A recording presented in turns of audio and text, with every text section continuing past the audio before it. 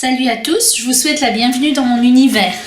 Alors à la demande d'une abonnée, je vais vous présenter l'oracle Outre-Chimère de Gabrielle Leroy. Donc sur une de mes dernières vidéos, une abonnée m'a demandé si je pouvais présenter les jeux que j'avais choisi de Gabrielle Leroy. Donc je vais commencer par l'oracle Outre-Chimère. Donc il se présente de la façon suivante, il y a un certain nombre de cartes, ça c'est le dos, et il y a des cartes supplémentaires pour les interprétations. Donc là on a les interprétations générales parce que vous verrez sur chaque carte il y a des animaux. Donc ça c'est les présentations quand les animaux sont en entier, et ça c'est quand le corps de l'animal n'est pas entier, qu'il y a un morceau du corps qui est par exemple un aigle et l'autre morceau un autre animal. Donc ça je vous l'expliquerai tout à l'heure dans le tirage. Donc on va commencer par la présentation des cartes. Et je vais vous donner brièvement la présentation telle qu'elle a été faite par Gabrielle Leroy dans son livret. Donc on commence par la carte de l'oiseau monde, qui est la carte de la stabilité. Et là il nous dit que cet immense oiseau dont le plumage se prolonge en un vaste royaume est une chimère très ancienne. Ancré dans le terreau de votre imaginaire, il est source de vastes et luxuriants domaines. Carte numéro 2, la carte de la métamorphose. Donc le mot-clé, c'est transformation, parce que vous verrez que sur chacune des cartes, il y a le nom de la carte, un mot-clé, et ensuite des définitions en fonction de l'animal qui est représenté. Et je reviendrai sur cette histoire d'animal plus tard. Donc là, on vous dit qu'il est en certains bois féeriques des dryades qui se métamorphosent selon leurs émotions. Si nous, mortels, sommes en perpétuelle évolution, il est des moments de vie particuliers qui nous changent plus radicalement que d'autres. On a la carte des dormeurs de l'onde. Donc ça représente la tranquillité. Alors j'ai oublié de vous préciser que dans le livret, à chaque fois il y a l'image de la carte. Il y a une explication qui est toujours c'est toujours un peu poétique. Ensuite, il y a des explications en fonction de si votre demande porte sur la situation, sur l'événement, les émotions, la qualité, les défauts, l'action et le quotidien. Et il y a des exemples d'interprétation qui vous sont proposés. Donc là on est donc dans les dormeurs de l'onde, la tranquillité. Quoi de plus calme que la surface d'une mer sans vagues? Dans ses reflets dorment des esprits subtils et paisibles. Ils savent que chaque goutte d'eau est à sa place dans le grand tout, comme chacune de vos cellules ou chacun des êtres de ce monde. La carte de la tempête, et le mot-clé c'est le chaos. Parfois, un brusque changement, c'est comme un typhon s'abattant sur le navire de votre existence. Nul ne sait d'où déferlera la prochaine vague. Mais vous n'y échapperez pas, il faudra l'endurer pour garder le cap. Les saltimbanques, la carte de la fantaisie. Bondissants, virevoltants, malicieux, les saltimbanques vous font tourner la tête. Ils sont la fantaisie qui parfois vous assaille. Vous les croyez ici quand ils sont déjà plus loin. Voltige et tour de passe-passe, ils se joueront de vous. La carte de la masure d'équinoxe, avec comme mot-clé l'équilibre. L'on dit que quelque part dans une clairière vit la sorcière équinoxe. Paresseuse, gardienne de l'équilibre du jour et de la nuit. Tel l'éternel manège des astres, votre vie souvent se résume à de perpétuels recommencements. Le sang de l'hiver, la carte de la douceur. L'on n'a jamais tant de pouvoir sur une chose que lorsque l'on en a une perception profonde. Votre geste ne sera efficace que si vous en ressentez chaque tenant et aboutissant. Votre poing sur la table ne sera entendu que si vous y mettez toute votre volonté. La carte des lions de feu, l'intensité. Concentrez toute votre énergie sur ce qui vous tient à cœur de vivre ou d'affronter. Nul besoin d'attendre ou d'hésiter. Si c'est le moment d'agir, faites-le de tout votre cœur, de toute votre volonté. Imaginez, vous êtes un lion de feu, plus intense encore que la fournaise dans laquelle vous vous jetez. La graine d'éternité, la pérennité. Infime et cependant si pleine de tous les miracles possibles, elle brille au creux de votre paume, cette graine miraculeuse qui vous a été confiée. La fée, l'éphémère. Telle une fée fluette qui viendrait vous frôler l'épaule pour ensuite disparaître, ne laissant dans les airs qu'un léger nuage de poudre scintillante, il est des choses que vous vivez qui se retrouvent très vite hors de portée. Alors, je ne vous fais pas la lecture de l'intégralité du texte, mais c'est juste pour que vous sachiez pourquoi il a représenté tel ou tel personnage sur les cartes. Donc là, on est dans la carte la Selkie, l'imminence. Votre existence est comme la surface tranquille d'une crique. Cette étrange créature que l'on nomme la Selkie et qui nage parfois en dessous ne tardera pas à la traverser et à répandre sur vous toute la magie de l'événement. Vous ne pouvez encore distinguer la mystérieuse créature qui tournoie certainement sous l'onde, toute proche, et nul ne sait encore ce que la bête deviendra pour vous, fortune, amour ou malédiction, ni même si elle restera dans votre vie. La cavale du temps, l'attente. Le temps est une cavale que rien n'arrête. Regardez autour de vous, cette bête puissante et majestueuse, est partout. Observez sa course effrénée. Elle ne se peut dompter. La saisir et sa crinière filerait entre vos doigts comme comète au loin. L'augure, le prévisible. En vous sommeille un sorcier très sage et très ancien, un être pour qui votre destinée n'a aucun secret. Il est plongé dans une éternelle méditation. Le temps n'a pas d'emprise sur sa conscience. Les moindres météores venus heurter votre destin lui sont connus. Lorsqu'il se montre à vous, drapé dans ses volutes mystiques, c'est pour vous signifier que vous êtes en parfait accord avec ce qui sera, que toute chose suit son cours. Le grimoire des prodiges, l'inattendu. Celui qui ouvre le grimoire des prodiges ne sait jamais à quoi s'attendre.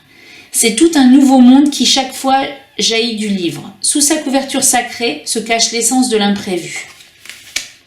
La sève des âmes, la vie. Attendez. Pardon. Comme chacun sait, rien ne se perd, rien ne se gagne, tout se transforme. Mais dans un état de désespoir total, vous pouvez tout à coup ressentir comme une floraison nouvelle s'emparer de vous, vous réinjecter l'énergie nécessaire et vous relancer dans la course. La charogne et la fleur, c'est la carte de la mort. Cette créature cadavérique qui se penche avec tendresse sur une fleur fanée, vous la verrez paraître lorsque vous aurez à faire le deuil d'une situation. Bientôt, elle s'allongera pitoyablement à vos pieds et se décomposera pour laisser le place à des événements nouveaux. Les deux conques, la fertilité. Il est bien connu que les conques ou cornes d'abondance sont des sources intarissables de richesse, nourriture, joyaux, or, etc. Celle que vous choisirez de matérialiser dans votre univers personnel sera peut-être, dans le monde réel, associée à un travail, un endroit, une personne, un culte ou une période de votre vie. L'étreinte de l'épouvantail, la stérilité. Il est des périodes où rien ne pousse, où la vie vous semble une interminable jachère. Vous vous sentez tel cet épouvantail au cœur cousu de tissu rouge, le pied planté dans la poussière. Sans doute vous êtes-vous enfermé pendant trop longtemps dans cette pause en quête de reconnaissance. La perle des fonds du rêve, la fortune. La perle matérialise un de vos plus précieux rêves. Cachée dans son élégant écrin de nacre, dans les profondeurs de vos espérances, elle dort attendant que l'univers décide de vous la révéler. Elle va enfin vous être offerte. La goutte de silence, la privation. Aussi humble soit-elle, rappelez-vous que la moindre goutte d'eau est, elle aussi, une sorte de perle. Ne vous focalisez pas sur les valeurs que l'univers a choisi de ne pas vous donner. Apprenez à mesurer l'importance des offrandes qui vous paraissaient insignifiantes.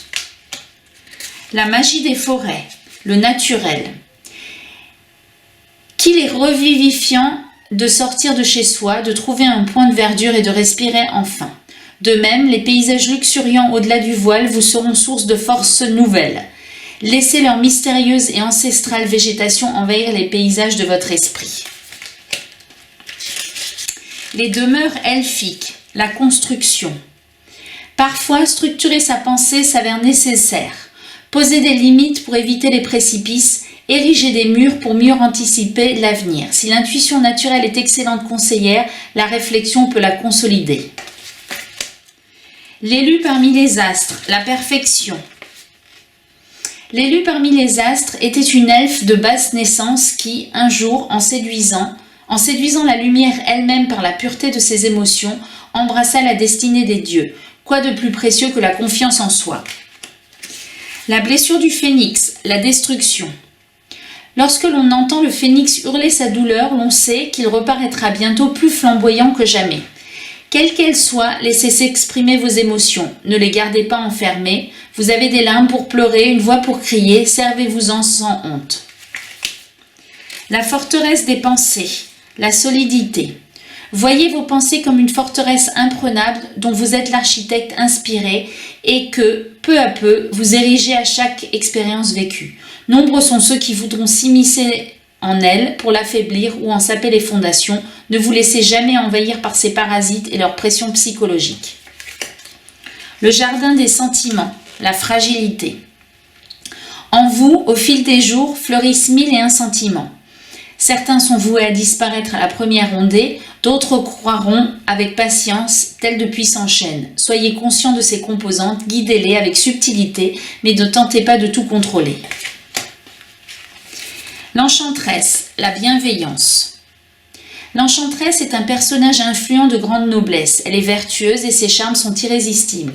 Mériter son attention n'est pas facile, mais si c'est le cas, si elle vous apparaît dans un reflet de vitre ou de miroir, dans la franchise d'un regard, c'est que vous avez la chance d'être dans une situation où tous les astres s'alignent pour vous. Le Léviathan, la malveillance. Il est des jours où tout s'accumule, où le ciel de votre esprit vous semble s'obscurcir comme envahi par l'ombre d'une immense créature menaçante, prête à tout engloutir. Votre seule arme pour l'affronter, la volonté. Rassemblez vos forces.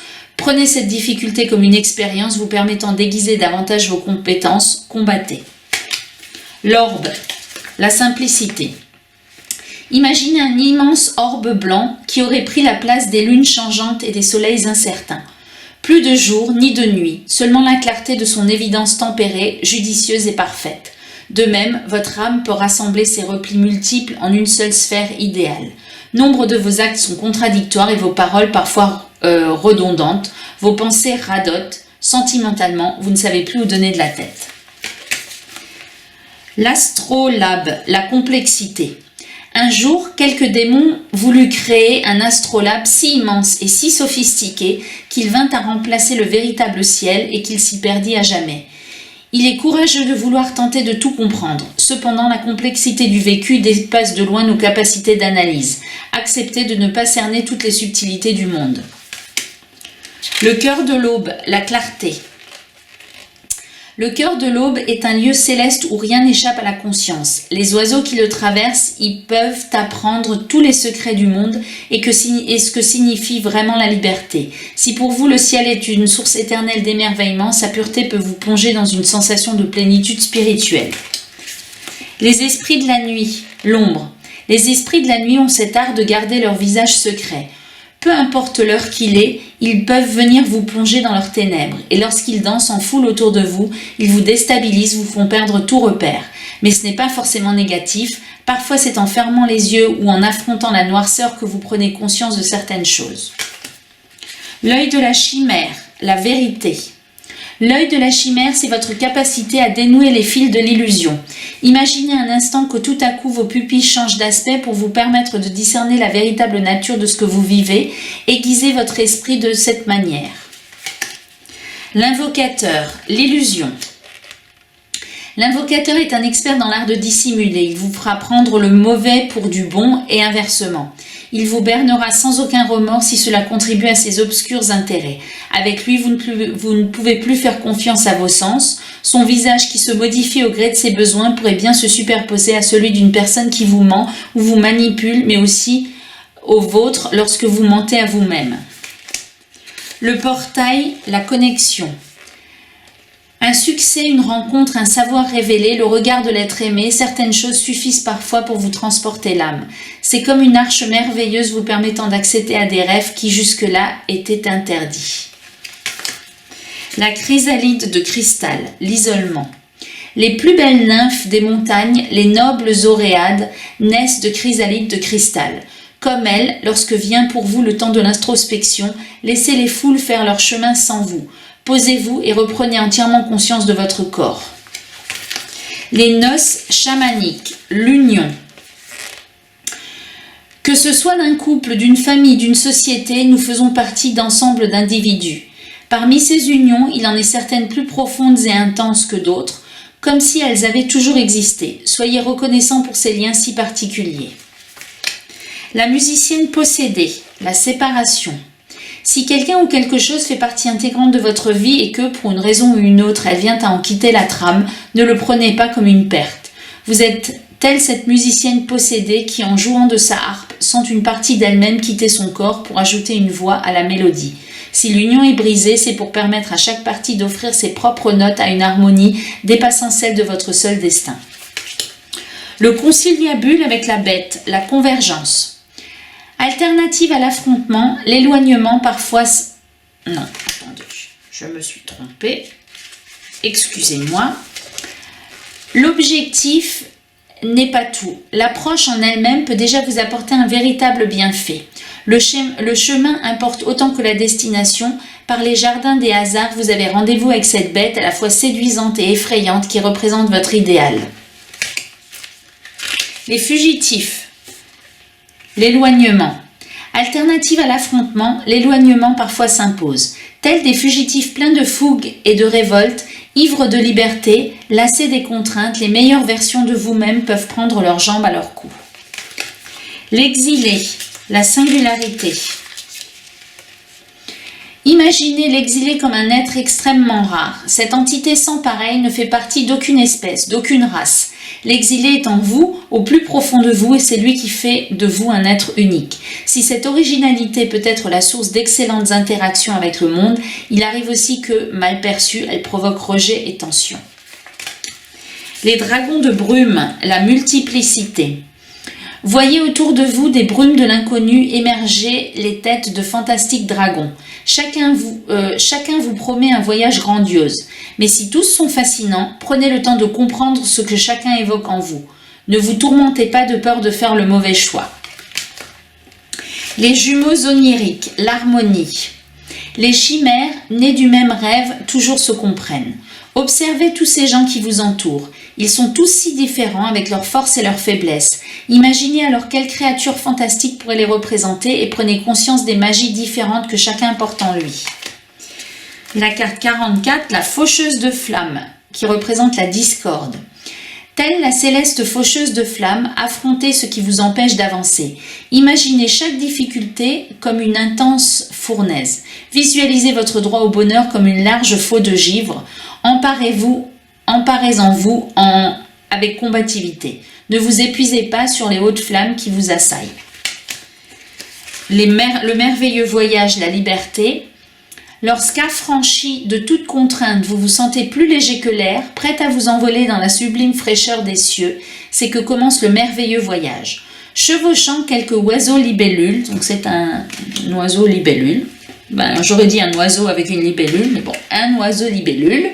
Sentant bruisser sous vos doigts le ruissellement de ses plumes, vous voilà prêt à voir les choses de tout en haut, sans plus vous soucier des fardeaux laissés derrière. Il suffit d'une pensée pour toucher les cimes de tous les possibles.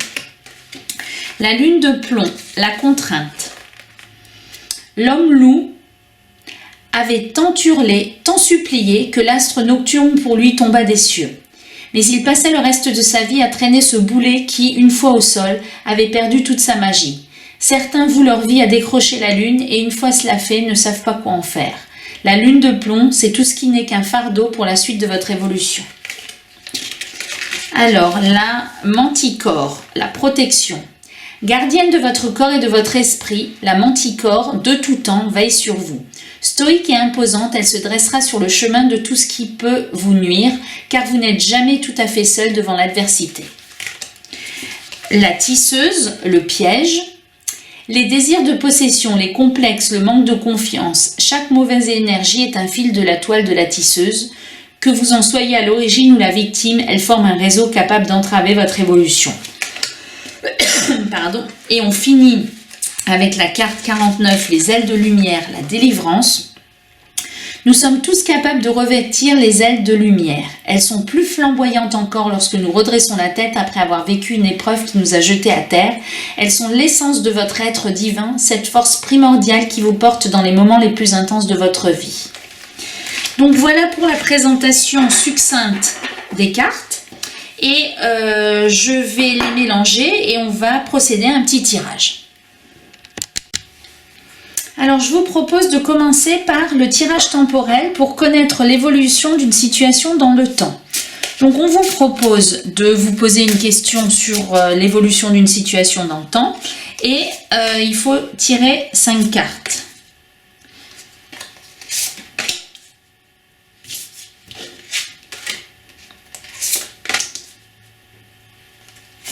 Voilà. Donc la première carte, elle représente la situation du présent et la chimère A, qui est celle-là, représente également la situation au présent. Pour connaître la signification de la chimère, il faut d'abord regarder sur les cartes annexes de quel animal il s'agit. Donc on voit là, d'après ces cartes-là, que l'arrière, c'est l'arrière du crocodile, et que l'avant, c'est l'avant de l'aigle. Donc pour connaître la signification de cette chimère, eh bien on cherche dans les autres cartes, ben voilà, le dos du crocodile avec l'avant de l'aigle, donc ça nous donne l'ignorance. Et donc ça c'est la situation actuelle. Et on va chercher la signification de la carte. Alors là, par exemple, la carte numéro 1 sur la situation actuelle relative à votre question, eh bien c'est la carte 19, donc la fortune. Donc vous allez dans le livret voir la carte numéro 19 et on vous dit que la situation, eh bien c'est l'abondance. Alors vous avez plusieurs explications. Donc vous avez la situation, vous avez l'événement, vous avez l'émotion, la qualité, le défaut, l'action et le quotidien. Ça vous sert plus dans d'autres tirages, mais en gros on nous dit que vous attendez la fortune, mais vous ignorez, parce que ça c'est la chimère de l'ignorance, vous ignorez si cette fortune ou cette chance va enfin arriver. Je vais enlever ça. Voilà. Les deuxième et troisième cartes, donc celle-là et la chimère B, qui est celle-là, elle représente le futur proche. Donc là, on a le grimoire des prodiges, l'inattendu, et on a l'exilé, la singularité. Donc, on regarde dans le livret ce qu'on nous dit sur l'inattendu. Donc, a priori, eh bien, il y aurait... on nous dit que ça représente ce qui n'est pas prévu. Donc effectivement, un imprévu dans la situation de laquelle vous avez sur laquelle vous vous interrogez. Et la carte de l'exilé vous dit que je pense qu'elle vous donne elle vous donne la signification de l'imprévu et on vous dit que c'est une singularité, qu'un choix va être fait et que vous allez avoir, donc on peut regarder aussi dans l'événement, vous allez peut-être avoir une émotion de fascination envers une personne ou quelque chose. Et pour regarder la chimère B, donc c'est l'arrière c'est le lion, donc on cherche l'arrière du lion. Voilà, le dos c'est le lion et l'avant c'est le cheval. Donc on vous dit qu'avec un dos de lion et un avant de cheval, on est dans le devoir. Donc l'évolution de la situation, c'est que actuellement vous vous interrogez sur une meilleure fortune dans une situation, qu'il va y avoir un événement inattendu et que on doit passer par là, qu'on n'a pas la possibilité de changer quoi que ce soit. Vous pouvez également aller voir dans le livret, il y a des explications sur les significations. On vous dit par exemple que quand le dos est de lion, eh bien il inspire le respect, ses énergies sont fortes et il est très positif pour les cartes proches. Et donc ça c'est pour la situation actuelle et le futur proche, et ça ce sont les cartes pour le futur plus éloigné. Donc on tombe sur la carte de la délivrance et la carte du prévisible. Donc la délivrance, eh bien ça signifie que vous allez trouver une issue à votre situation et qu'il y aura la fin d'un blocage intérieur, qu'il y aura du pardon dans une situation. Et la carte de l'augure, donc du prévisible, nous indique que votre intuition est bonne et que il y aura des nouveaux projets en cours. Donc le tirage est positif.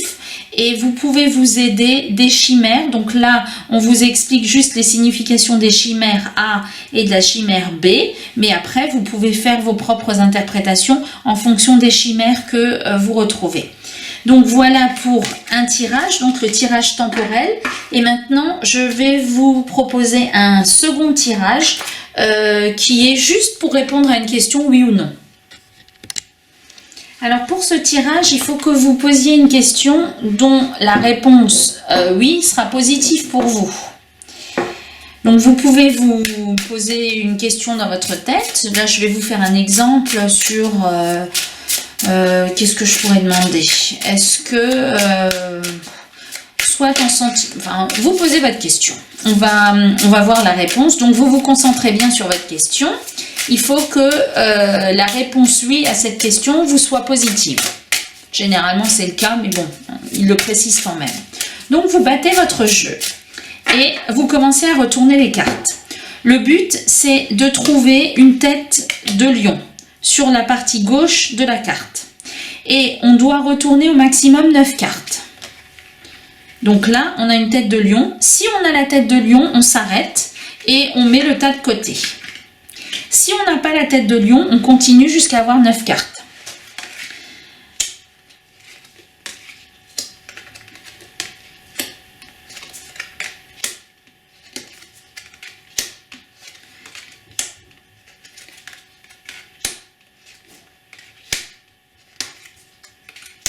Donc là, j'ai tiré 9 cartes, on n'a pas de tête de lion.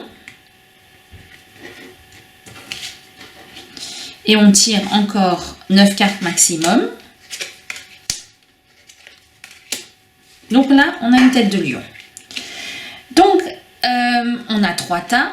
Et lorsque l'on a 3 tas avec seulement 2 tas ayant une tête de lion, la réponse est non.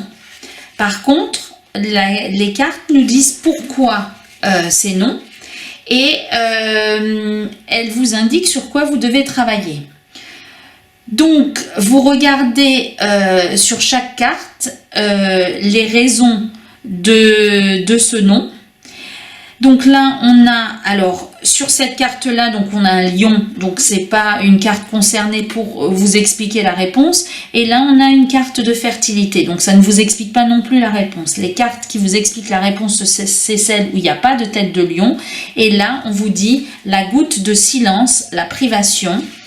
Et alors, si vous avez demandé si une personne allait revenir à la communication, on vous dit non et on vous dit pourquoi. Eh bien parce que on vous dit l'objectif ou le rêve s'avère hors de portée. Si vous avez posé une question professionnelle, mais à court terme, hein, c'est pas des tirages qui sont à plusieurs mois ou plusieurs années. Donc là, on vous dit non, peut-être parce que l'objectif est hors de portée encore actuellement, ou qu'il y a un manque de ressources pour un projet. En tout cas, voilà la façon dont le jeu peut répondre à une question oui ou non. Et je trouve ça toujours très intéressant, plutôt que de tirer juste 2 cartes, une carte oui, une carte non. J'espère que cette présentation vous aura fait plaisir et j'attends vos retours en commentaire. Merci.